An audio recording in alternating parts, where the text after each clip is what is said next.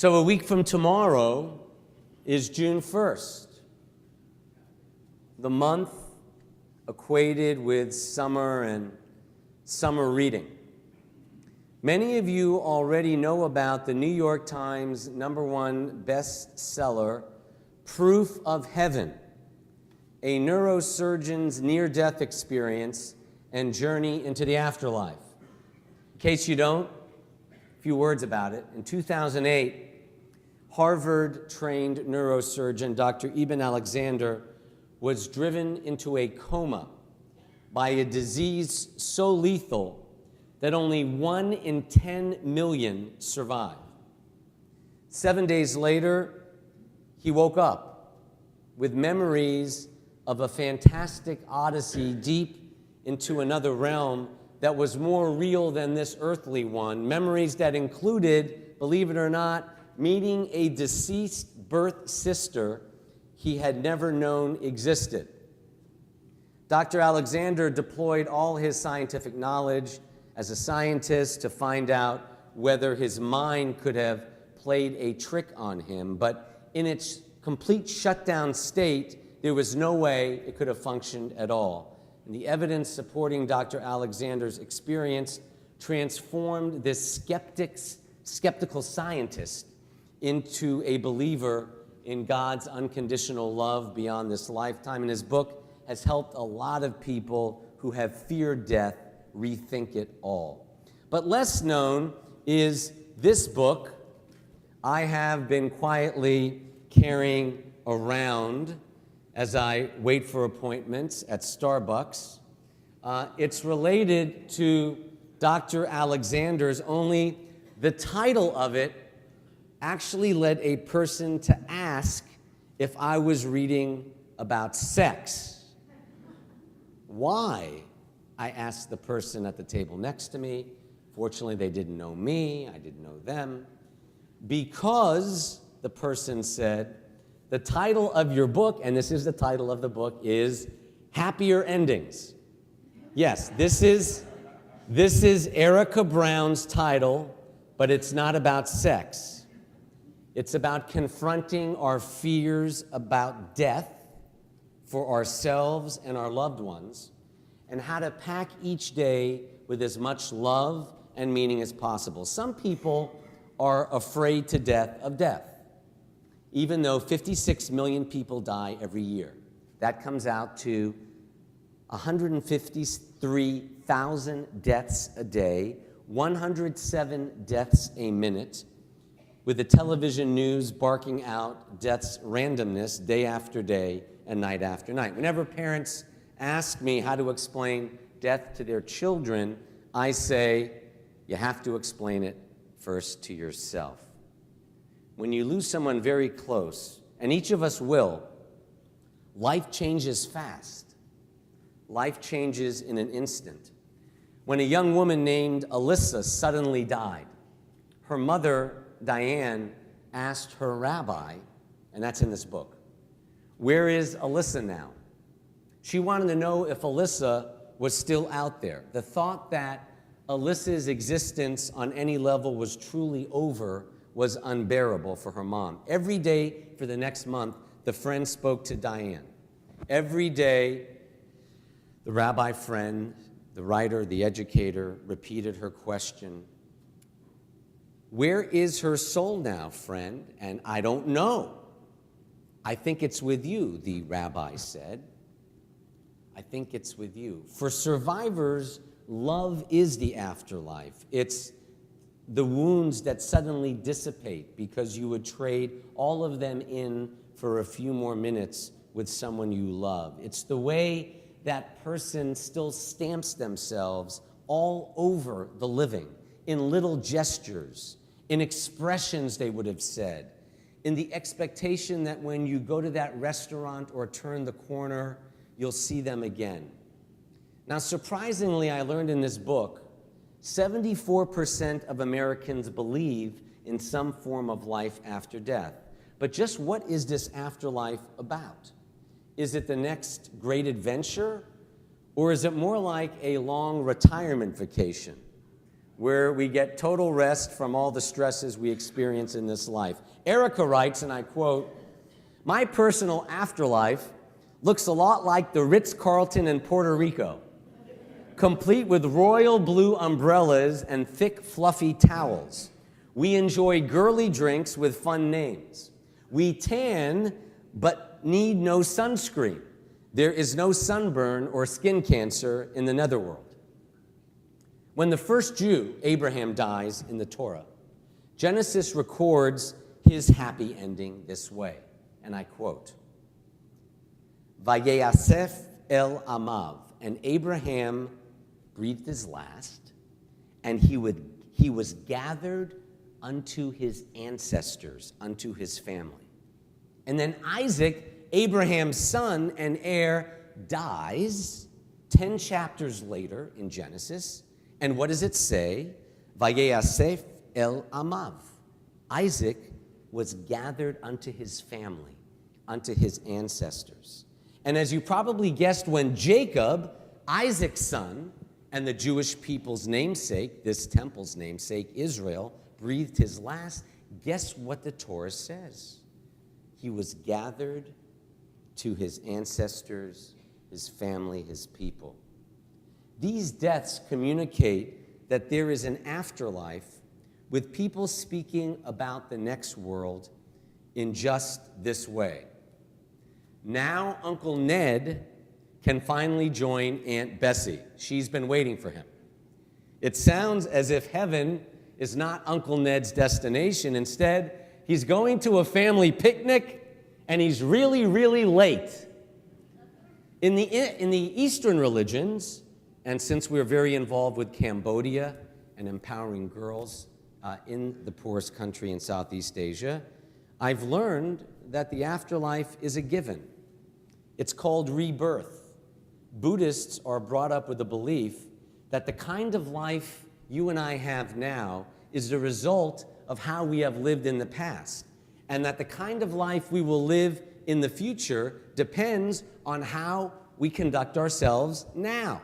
This rebirth idea lessens fear in facing death, because if you just try to make your life purposeful and meaningful, there's nothing to be afraid of.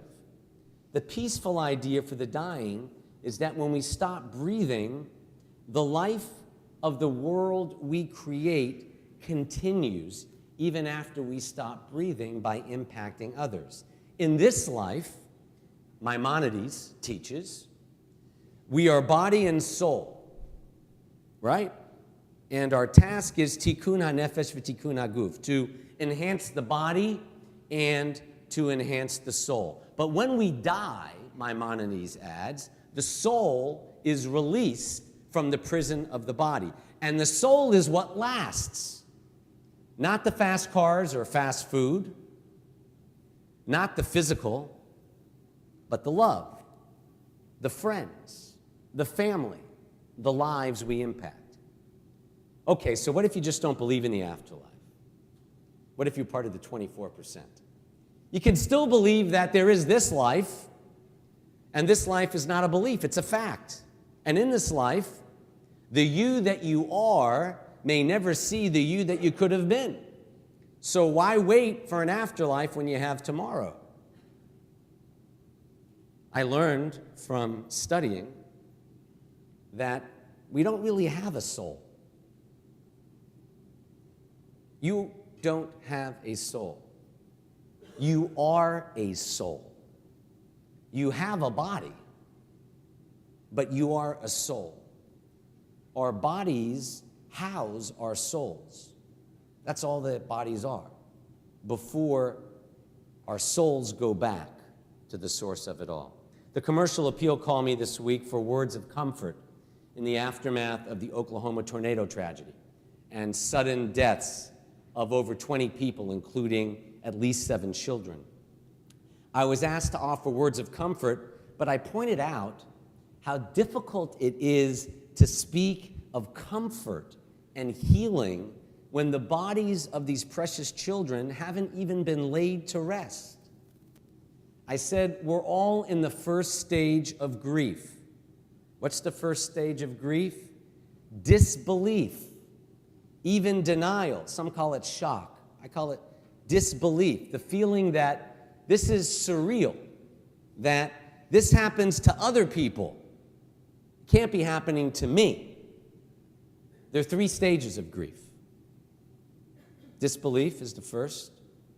The second and the third stages of grief are resignation. Some people say acceptance. I like the word resignation better. And then the third and final stage is inspiration. But that takes time. Eventually, we can and we do see our loved ones as our motivation and incentive and inspiration to go on. That's the final stage we can all get to. But to get there, you have to go through the previous stages of disbelief and resignation. And some days are just hard and confusing.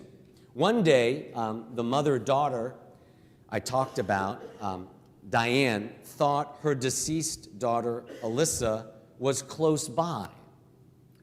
And when the author asked a few days later, Diane said, now Alyssa is far away. She's dead. She's moved far away. But then, months later, this had changed again for Diane. She said, now I think Alyssa is very close again, and letting me know she is close. Alyssa's movement in and out of this mother's life after the daughter's death may sound strange, but it was very real for Diane. Keep in mind that Diane is not a nut.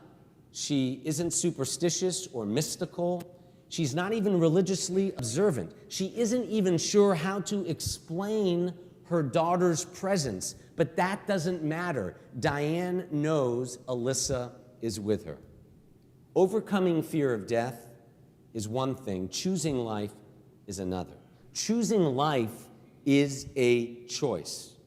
The central thesis of Holocaust survivor and renowned psychologist Dr. Viktor Frankl, if you haven't read Man's Search for Meaning, read it this summer. His central thesis is that people who stand the greatest chance of survival after anything horrible, even something as unimaginable as the Holocaust, people who have the greatest chance of survival are those who have goals to achieve, projects in mind, people to see. It matters less why someone needs to do a particular something. What matters is the drive to do that thing. People who find a reason to live can muster the inner strength to survive circumstances they otherwise would not. People can even willfully prolong their lives just to live for a special event or a special day.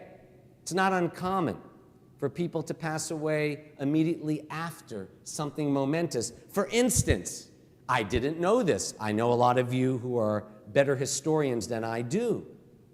Did you know that both John Adams and Thomas Jefferson died on the 50th anniversary of July 4th, 1776, after celebrating that day? The same day, 50 years earlier, when they both signed the Declaration of Independence. Even if we come to terms that our loved ones are safe, or that we have nothing to be afraid of, grief still lingers for survivors. We mourn the loss of that piece of the other person who became part of us. We grieve a loss of ourselves. But when we are able to grieve fully, we can, get this, sometimes translate that grief later on into living more fully. People with deep and loving commitments often feel immense loss, but not regret. They know the relationship was loving and that whatever issues they had were never obstacles to their love and friendship. Perhaps what death teaches above everything else is the fragility of life itself. So I want to share with you a final story from this book which brings that idea home, what death teaches. above everything else, the fragility of life itself. Concerns a pediatrician named Gurov. I think he's Hindu. In Sanskrit, it means dignity or respect. He's a pediatrician who developed some odd neurological symptoms with cancer as the likely suspect. He was diagnosed with it. Gurov was not afraid for himself about dying. His only fears were related to how others would handle the news. He worried about his parents. He worried that his 5-year-old daughter would be too young to have a lot of memories of him. He wanted her to get to know him, and he wanted to know her, but that was looking increasingly impossible. He took his bucket list trip with his buddy, and he came home for the nuclear scan to go in, and the oncologist, ashen-faced, apologized. He was misdiagnosed. He did not have cancer. But that's not the end of the story. The real hit came a few days later. It was May when Gurov was told the good news that his illness was not life-threatening. But a month later in June, his otherwise healthy brother-in-law was mowed down in a car accident. 3 days before the accident, Gurov and his brother-in-law went on a road trip talking about Gurov's cancer diagnosis and how it affected him and his family. His brother-in-law wanted to know what he was thinking and feeling. And now, Gurov writes, I look back on that conversation, and here I was talking all about myself and death, and then 3 days later, my totally healthy brother-in-law is dead, leaving behind a wife and 3 teenagers. The oldest teenager has cancer, so Gurov says, when I called people about my brother-in-law, everybody thought I meant my nephew. He says, that shook me up. It was so random. Life is so fragile. To think how someone can be here and then be gone, and life goes on. Long story short, Gurov didn't transform his life as a result of his encounter with death. He deepened his life. Everything he was doing, he continued to do, but at a more intense pace and level. He saw medicine in a new way. While the depth of his life increased, in other ways it slowed down. He became a more compassionate physician. He went from it being a job to a calling, and all because of his encounter with death. Life, in closing, is infinitely more precious because of death. And since we don't know when it is, we can, each of us, spend each day in higher states of love, generosity, and sanctity because time matters so much. We don't have to live in fear. We can live in higher states of love, generosity, and sanctity. And that's what Shabbat and life call us to do and to remember, not only on this Sabbath Eve, but on all the days and nights of our lives. And let us say, Amen.